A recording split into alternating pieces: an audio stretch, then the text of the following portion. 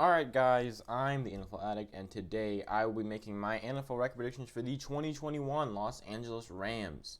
Now before we get started, I do these kind of videos all year round, so if you like NFL content here on YouTube, then this is the channel for you. Alright, now let's get started talking about the Rams, because this is what you're here for. So, the Rams, they ended last season after a surprise playoff win. I did not think they would come anywhere close to beating the Seahawks, and they somehow did with, a nine-fingered Jared Goff, basically.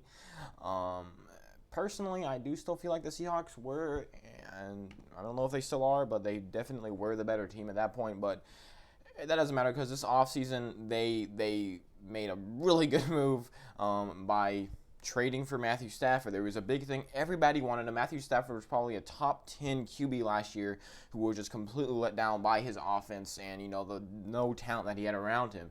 Now he's going to the Rams, who just added Deshaun Jackson. So now they have Cooper Kupp, Deshaun Jackson, and Tyler Higbee on the same wide receiver group, or I guess Tyler Higbee's technically a tight end, not to mention Robert Woods, who I missed. And their running game isn't astounding. It's probably their one weakness. But Cam Akers and Darrell Henderson aren't bad. It's still a good running back group. It's just probably not. That's probably one of the reasons why they're not like a top 5 team in the league, is because their running game is kind of iffy. It's definitely good, definitely in the better half of the league, but it's not top 15 or anything. Definitely not top 10, anything like that. Now, the biggest thing about this team is that they have one of the best, possibly the best defenses in the league. You look at this, it's just star-studded. Even with the loss of John Johnson to the Browns, they've still got Jalen Ramsey, they've still got Darius Williams, they've still got Jordan Fuller, they've still got Aaron Donald, possibly one of the best defensive linemen in the whole freaking league. He is insane. So the Rams are poised to make this NFC West a tough division to win. All right, so in week 1, they have a home game. Starting off with a home game is always nice, but it's a home game against the Chicago Bears, who did add Justin Fields. However, they lost Kyle Fuller on that defense, and I feel like Kyle Fuller it was a much better piece to this team than Justin Fields probably will. Kyle Fuller was a very good safety.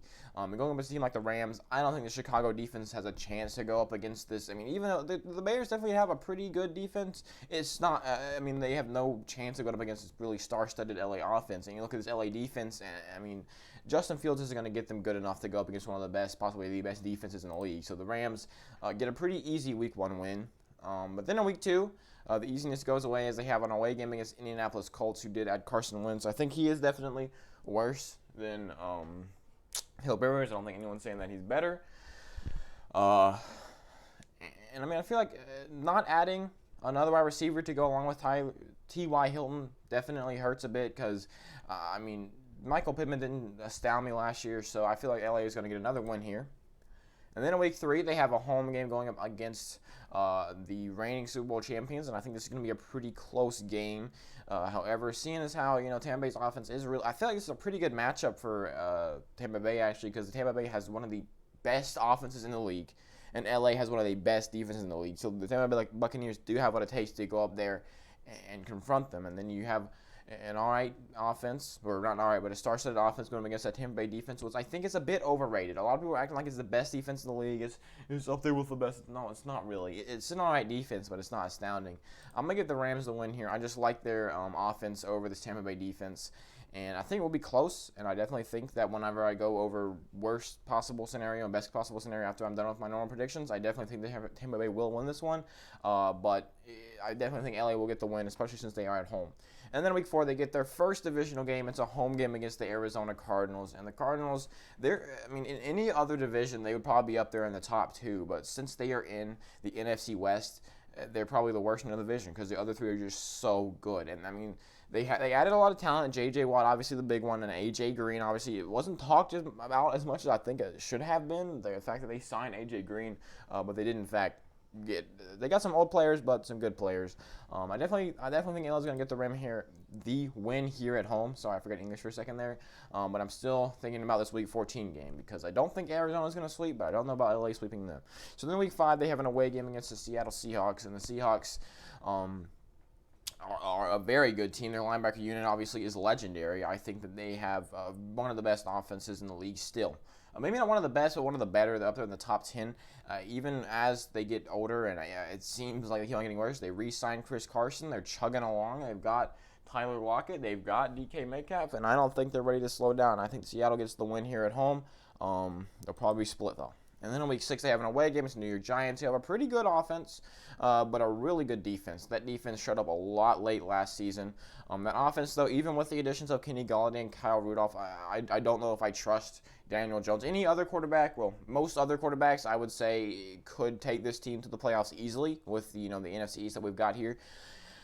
However, Daniel Jones, he hasn't had any success outside of Washington, and I'm going to give LA the win here. And then in week 7, it's a revenge game, but it's not really much of a revenge game because the Lions are one of the worst teams in the league, even with one of the most, not the best, but entertaining head coaches. If you haven't seen the new Lions head coach, if you haven't heard his press conferences and how insane that man is, you should go watch those. But that's not enough to beat the Rams. The Rams get the win here. They're 6-1 now, and they are chugging along. They've got a couple weeks left before their bye week, but they are ready to roll into the playoffs. So now, come on, there we go, 6-1. And then on week 8, it's an away game against the Houston Texans, who got rid of everybody except for Deshaun Watson. They aren't going to do much this year. LA gets the win here. Now they have a home game against the now Julio Jones Titans. I didn't know how to say that, but the Titans, they traded for Julio Jones. That was one of the better moves of this offseason. It was not talked about. There's a lot of moves that happened that I don't think were talked about as much as they should have been, including this one. Like, nobody's talking about how the Titans, it was talked about during the day, but it's not talked about anymore how the Titans now have one of the best offenses in the league. Because they lost Adam Humphries, they lost I can't think of the other guy's name, but they also lost Jonnu Smith. Then they added Julio Jones, one of the best wide receivers in the game. And yes, he's getting old, but he is still a very, very, very, very, very good receiver. It's just the fact that, I probably like this Tennessee offense almost as much as I like this LA defense. It's just I like this LA offense a lot more than I like this Tennessee defense. So it's a close one, but LA's going to get the win here. All right, now their third divisional game, just about halfway through, I'm pretty sure, and it's an away game against the fully healthy San Francisco 49ers. Any NFC West game is going to be close, but this one is going to be I feel like these are probably the top 2 teams in the NFC West going at it. The San Francisco 49ers, you have Raheem Mostert, you have George Kittle, so much help. They're on that defense. You've got Bosa, you've got Sherman, you have so much talent on that defense. This is going to be a close one. I'm probably actually going to have them split, so San Francisco is going to get the win, and LA is going to take their second loss of the season right before they go into their bye week. So they end up at 8-2, which is an amazing record, but looking at this NFC West, moving down so you can see it down here, it's going to be tough. Even 2 losses, they hurt a lot.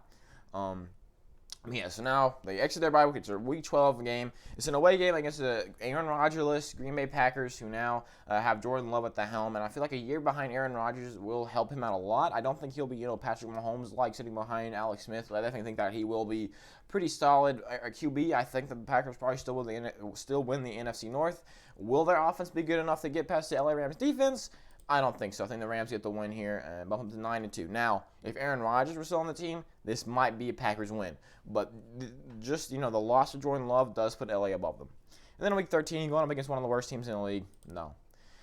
In Week 14, I'm going to have the Arizona Cardinals split. I just can't see LA being, I don't think they're that much above them to get the sweep. I feel like that they're probably going to split with all of their, that's probably going to be their only losses is against NFC West opponents. But in Week 15, like I already said, that's a split.